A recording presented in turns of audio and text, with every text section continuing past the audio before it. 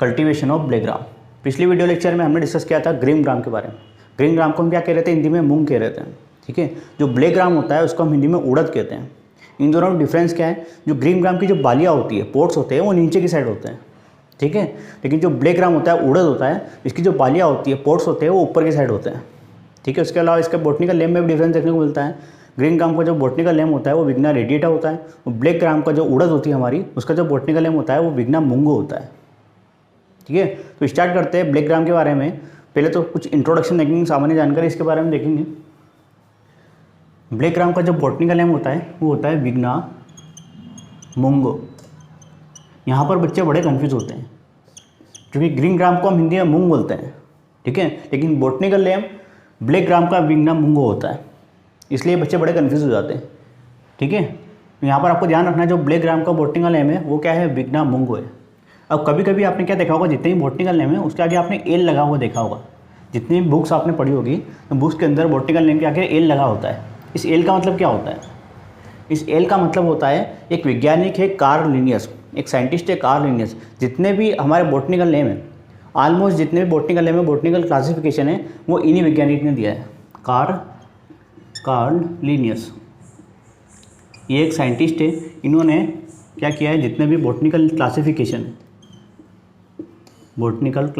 है सारे इन्होंने ही दिए।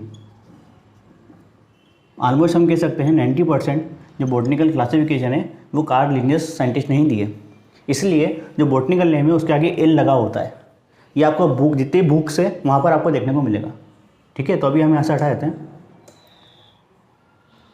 ब्लैक ग्राम का जो बॉटनिकल नेम होता है वो होता है विग्ना मुंगो।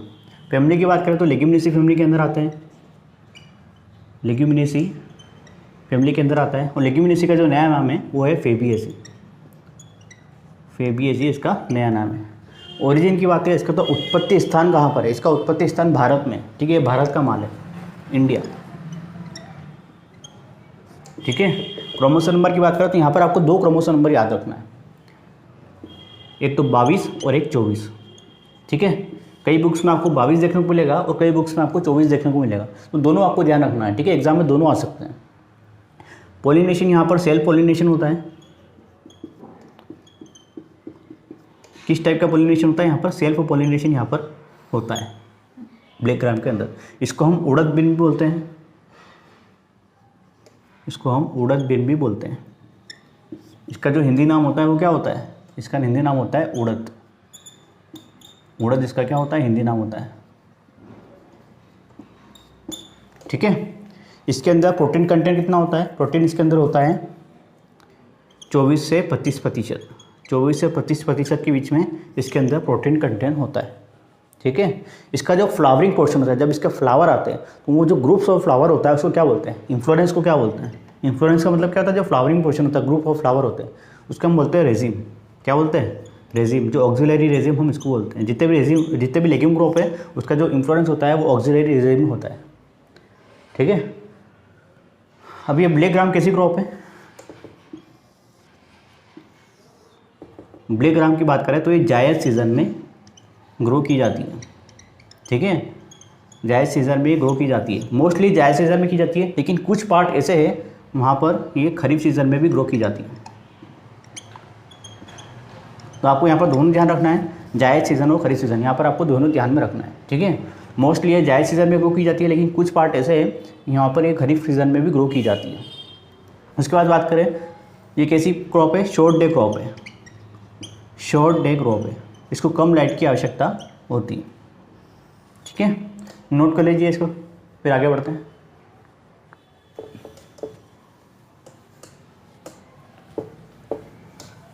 अब सीड रेट की बात करते हैं। सीड रेट, बीज दर कितनी होना चाहिए, स्पेसिंग कितनी होना चाहिए रो से रो के बीच में और प्लांट से प्लांट के बीच में।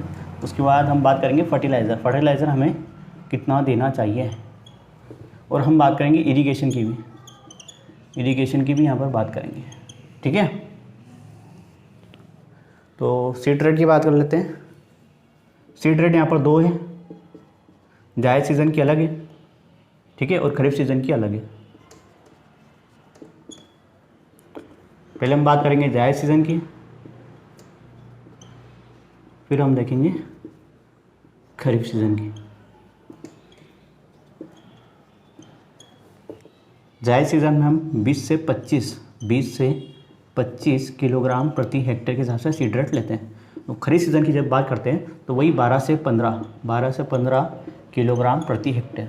सीड रेट की जब हम बात करते हैं तो बेस मानते हैं वो पर हेक्टेयर मानते हैं, मतलब 1 हेक्टेयर में हमें कितने किलो बीज की आवश्यकता है। ठीक है, तो जायद सीज़न में अगर ग्रो की जा रही है तो 20 से 25 किलो 1 हेक्टेयर के हिसाब से लगेगा सीड रेट। ठीक है, और खरीफ सीज़न की बात करें तो 12 से 15 किलोग्राम प्रति हेक्टेयर के हिसाब से लगेगा। स्पेसिंग की बात करें तो स्पेसिंग कितनी होना चाहिए? स्पेसिंग यहाँ पर होना चाहिए 30 सेंटीमीटर इंटू 10 सेंटीमीटर। ये हो जाएगी रो टू रो, रो से रो के बीच में दूरी, कतार से कतार के बीच में दूरी, और ये हो जाएगी प्लांट से प्लांट के बीच में दूरी।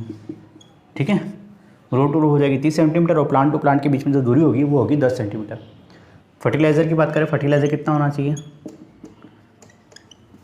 जो हम फर्टिलाइज़र दे रहे हैं उसमें एनपीके का रेशियो कितना होना चाहिए? उसमें एनपीके का रेशियो होना चाहिए N/P/K। एनपीके का जो रेशियो होना चाहिए वो होना चाहिए 20/40/20 किलोग्राम प्रति हेक्टेयर। 1 हेक्टेयर के हिसाब से हम बात करेंगे 20/40/20 किलोग्राम प्रति हेक्टेयर। मोस्टली जितनी भी लेग्यूम क्रॉप होती है उसमें यही रेशियो आपको देखने को मिलेगा 20/40/20। ठीक है, लेकिन कुछ ऐसे लेग्यूम क्रॉप है उसमें आपको डिफरेंस देखने को मिल सकता है, लेकिन मोस्टली में आपको यही देखने को मिलेगा। नाइट्रोजन हम कम क्यों करते हैं? यहाँ पर नाइट्रोजन हम 20 क्यों दे रहे हैं, इतना कम क्यों दे रहे हैं? क्योंकि एक लेग्यूम क्रॉप है, लेग्यूम क्रॉप की जो रूट्स होती है उसमें नोडल्स पाए जाते हैं, वो नाइट्रोजन का फिक्सेशन कर लेते हैं, इसलिए हमें देने की ज़रूरत नहीं होती। ठीक है, 20 भी हम इसलिए दे रहे हैं क्योंकि इनिशियल स्टेज में जो नोडल्स होते हैं वो डेवलप नहीं होते, तो इनिशियल स्टेज में हमें देना होता है। तो 20/40/20 किलोग्राम प्रति हेक्टेयर हो जाएगा इसका फर्टिलाइज़र। अब देखो जो जायद सीज़न है, एक खरीफ सीज़न है और एक जायद सीज़न है। तो खरीफ सीज़न में तो अपनी वर्षा होती है, ठीक है, तो वर्षा में तो हमें इरिगेशन की यहाँ पर ज़्यादा आवश्यकता नहीं होगी, इसको ज़्यादा पानी की आवश्यकता नहीं होती। जो पानी गिरेगा बरसात होगी उसी से इसका काम हो जाएगा। लेकिन हम जायद सीज़न की बात करें, जो गर्मी का सीज़न होता है उस समय तो कोई पानी वानी गिरेगा नहीं। ठीक है, तो हमें यहाँ पर इरीगेशन देना होगा। तो इरीगेशन यहाँ पर कब देते हैं? यहाँ पर हमें एक इरीगेशन लगता है फ्लावरिंग से जो पोट जो इसके डेवलप होते हैं, पोट डेवलपमेंट स्टेज होती है, उसके बीच में हमें यहाँ पर मॉइस्चर की आवश्यकता होती है मिट्टी में। पोट डेवलपमेंट स्टेज, फ्लावरिंग से लेके पोट डेवलपमेंट स्टेज के बीच की जो प्रोसेस होती है उसमें हमें मिट्टी में मॉइस्चर चाहिए होता है, तो इस समय हम इरीगेशन दे सकते हैं। तो ये तो हमने बात करी सीड रेट, स्पेसिंग, फर्टिलाइज़र और इरीगेशन की। ठीक है, नोट कर लीजिए इसको। अब इसकी कुछ हाइब्रिड वैरायटी है वो देख लेते हैं जो कि एग्जाम में पूछ ली जाती है। वैरायटी तो काफ़ी सारी है लेकिन हम जो इम्पोर्टेंट है हाइब्रिड वाले वो देखेंगे। पहली हाइब्रिड वैरायटी जो कि ब्लैक ग्राम की है, उड़द की, वो कौन सी? पहली hybrid variety, first hybrid variety of black gram की फर्स्ट हाइब्रिड वैरायटी कौन सी है? T9, जो कि कब डेवलप की गई थी? 1948 में डेवलप की गई थी। ठीक है, उसके अलावा हम बात करें, एक वैरायटी है बरखा भी एक वैरायटी है। ठीक है, तो ये कुछ मोस्ट इंपॉर्टेंट वैरायटी है जिसके ऊपर क्वेश्चन पूछे जाते हैं। उसके बाद हम बात करें हार्वेस्टिंग और यील्ड की, हार्वेस्टिंग एंड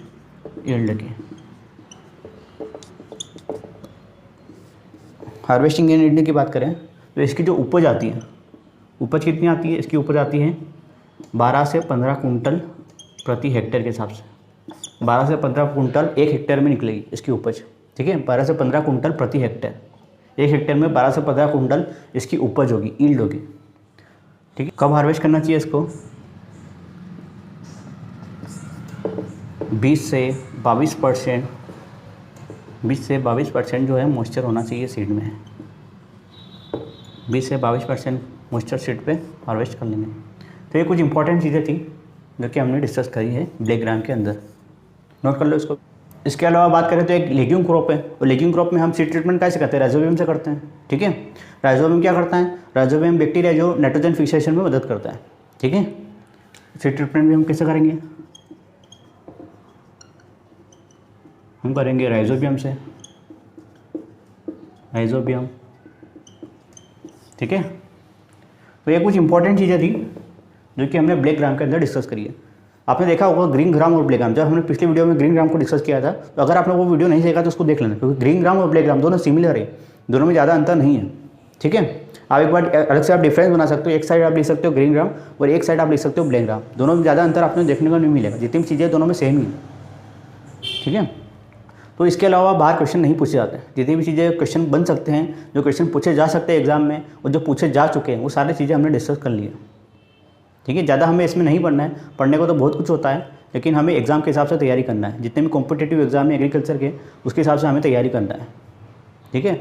वीडियो अच्छी लगे वीडियो को लाइक जरूर करिएगा। इस वीडियो में ध्यान रखते हैं, अगर आपने चैनल को अभी तक सब्सक्राइब नहीं किया है सब्सक्राइब जरूर कर लेना, वो पास में जो बेल आइकन का बटन है उसे भी दबा देना। इस वीडियो में ध्यान रखते हैं। Thank you so much, have a nice day.